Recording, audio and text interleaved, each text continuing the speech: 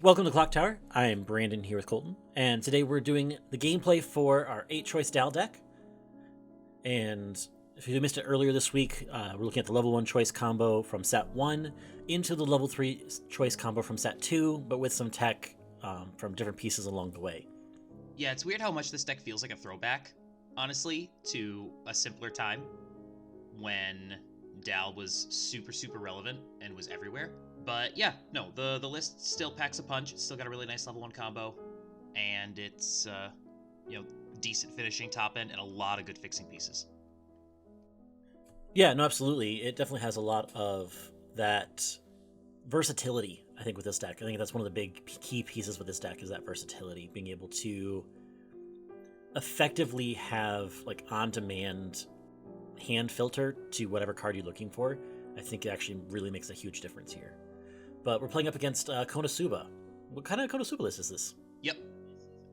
This is my favorite Konosuba pile. Plays the 2-4 event, the Wiz top end. It's basically, it's got a super high ceiling and a super low floor. I love it. It's super fun. There are many times when it doesn't work, but there are just as many when it does. And it feels really good when it does. That's fair. I get that. So I played the center runner turn 1, able to live cross turn because you weren't able to get the power to step over it. And even if you did, yeah. Even if I had, it wouldn't have mattered. Yeah. And that actually is honestly probably one of the best cards in DAL right now. DAL has a really good zero lineup, I think, if only because it has the good on play Ricky, the good on death Ricky, the TD Toka filter, and that 3/5 center runner. That's insane. Oh yeah, absolutely. Still an A class level 0 game. And that's what this deck is a bunch of really good profiles all just mashed together to make a single list.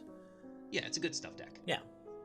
Classic good stuff deck. That's one of the reasons it feels like a bit of a throwback, is because you just don't see a list of 50 cards that don't have named synergy. You know what I mean?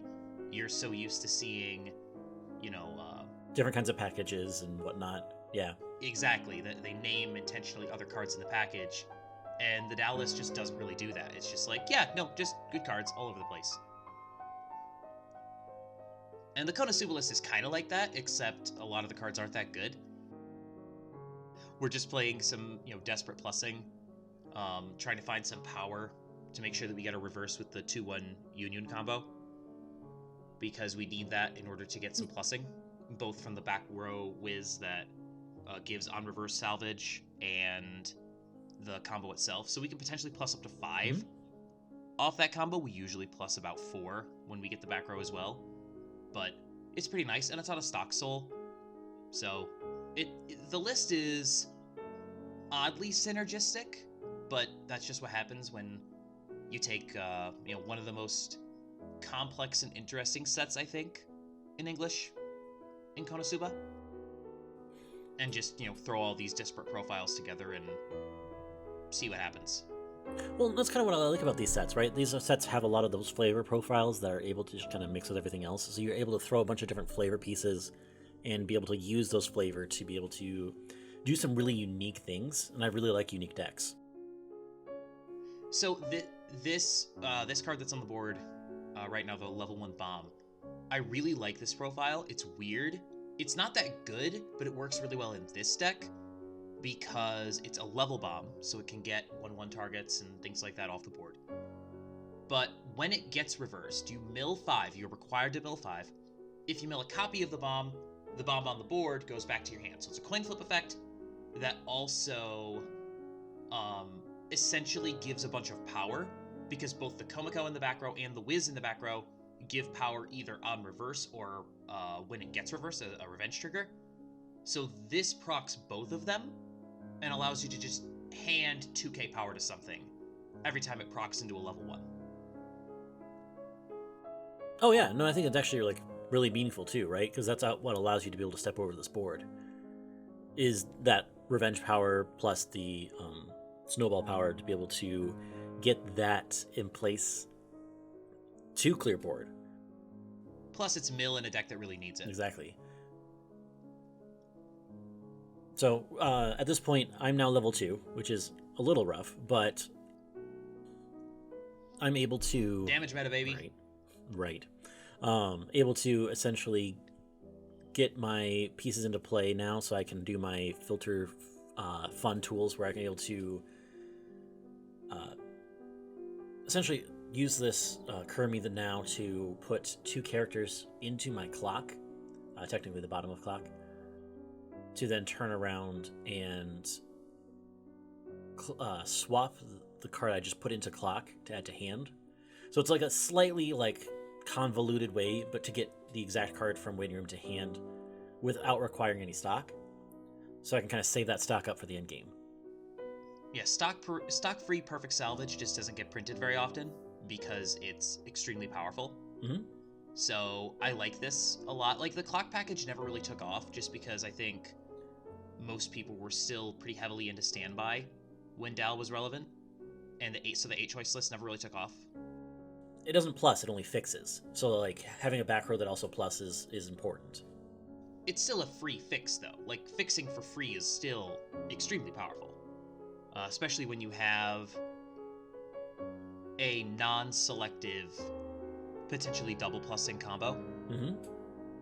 Yeah, to effectively then immediately turn that combo into at least 1 card of selectivity. Yeah. Mm. But because you also just run a bunch of the good profiles all in one deck, you're also very likely to pick up cards you want anyway. Mm-hmm. So, yeah, no, absolutely it is. So I really wanted the combo last turn, but I didn't have the resources to do it. So I'm able to use the Friendship Crystal event, which is one of those weird cards that just kind of works in this list. It also requires that I show my hand, and I get to see my opponent's hand as well. One of the few things in this entire game that does that. It's one of the only Weiss cards that actually gives you perfect hand knowledge, which is oddly useful, I find.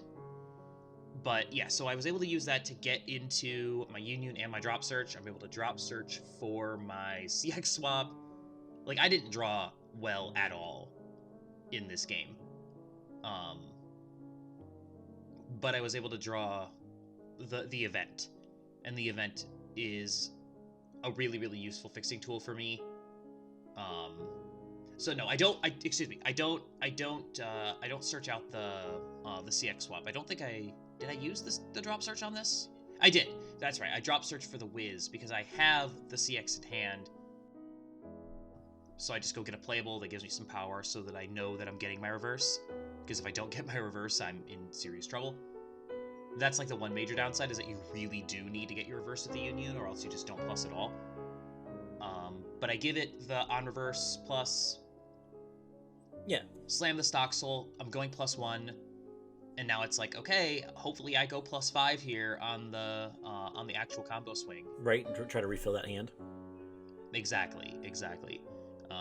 Like, this is not super consistent. I'm not gonna pretend that it is. I like this way better than the Obero still, especially in this list. But it is what it is, and I whiff this pretty hard. I only +2 plus the reverse. I do get the reverse, and then you, obviously, because I pushed you into 2, you still had a bunch of CXs still in the small deck 1 that you still had there, so you triple cancel, which isn't unexpected. Yeah. But now I'm like, oh shoot, what do I do with this hand? I know I have one of the Wiz combos. I also know that, like, I just milled out 2 more climaxes, so I'm 3 out of 19 here. Mm-hmm. So I'm in a bit of a bind. I really need to, like, have 1 more turn, because this deck does need that extra turn to generate the resources it needs. Yeah. Like, there are so many reasons why this deck is not relevant, nor has it ever been. But so for this turn, I'm very much trying to just get playables to board, getting ready for the next turn, right? Like, I expect that I'm probably going to make my way to 3 here at some point, but for this turn, I knew that I had a relatively clean, like, deck, so I wanted to take advantage of it slightly. I wanted to set up the Kome to potentially get the climax for the following turn. Yeah. And I could also benefit from the heal, right? So I could stay down at 2-2 after refresh. So it was like, okay, all those things combined together to just make this work. Yeah, and if you push me into 3, then like I am effectively not really going to be able to close you here, so I need to live. I only have 4 cards. I have to clock here just to get something. So I'm going to be at 3-1. And like I need to find a way to live. Yeah. Is the challenge here. I'm 3 out of 11 at this point, so it's like, okay, maybe if I don't trigger, right? Or maybe if I don't, mill 2 climaxes when I play this mill 2, that would have been nice. But yeah, so I'm out of climaxes now. Yeah. I don't have any more mill tools, so I just play the explosion magic summoner that also has the burn 5, and it's like, all right, fine. So when it's summoned to the board, I do get to burn 1 because I reveal the top card, and it is of course a character. Yep. So I get that going for me. I need 3 stock and 2 hand to do the burn 5. So I'm like, I'm trying to sort out like exactly what I'm trying to do here. So I choose to pay the 1 on the whiz to give it on reverse salvage, so I can get back up to 2 hand to go with my stock. Yep. But you also can use the climax to slam soul. Yeah. Yeah, at this point I just have to slam and go, and hope that I hit the burn 5. Realistically, I need to hope that the next 7 cards are clean. Seems pretty unlikely, as it turns out. Yeah, the burn 5 works a lot better when you have the Fumio. The burn 5 isn't exactly as good on its own. It's still insane. Like, the threat of burn 5 is crazy, but yeah. And then I'm out all 8 at that point. Everyone knows it. All you need to do is present 6 and you win. Yeah. And the Koma even hits for the climax to get the resources I need for the end game. So it's just like, I at that point I have basically everything that I could ask for here. Yeah. Just to be able to like actually like do the thing. I actually do go through the process of just getting the extra Kurumi to hand. Right. Because like, I mean, you might as well. Like, I don't have the stock to do all 3 lanes. I really only have the stock for 2 lanes. But if I can get the soul, right? Because that's really what I need. I just need to be able to stick 6 damage. Yeah. And I appreciate that you don't heal here. Yeah. Well, because it doesn't happen until the end of turn, right? So. Yeah. So I like it's that little bit of extra synergy there at the end game that makes this work. But yeah, no, I literally had no cancels in the deck, so refresh point kills me. But yeah, no, this is a couple of decks that frankly just don't have what they need anymore. They're a full step and a half behind everything that's, good now in terms of damage potential, in terms of not so much plussing for DAL, but like the top end is just, it does not push enough damage to do what it needs to do to hang with these other decks right now. And if Konosuba can beat any deck on its day, but it doesn't. Let's not pretend that it's going to have its day all that often against these much more powerful and consistent lists that are running around. But yeah, anyway, that was the deck. That was the 8-choice deck. If you did miss out on it, I did do the video earlier this week. Next week we're going to have 2 more videos, and then we're going to have some more coming up on a Clock Talk in 2 weeks, talking about Texas and all the other tournaments that have happened over the last 2 weeks. So with that in mind. So yeah, a couple of things coming up next week. We'll talk about Texas. But until next time, thank you so much for joining us. Please like, share, comment, and subscribe, and have a good one. We'll see you then.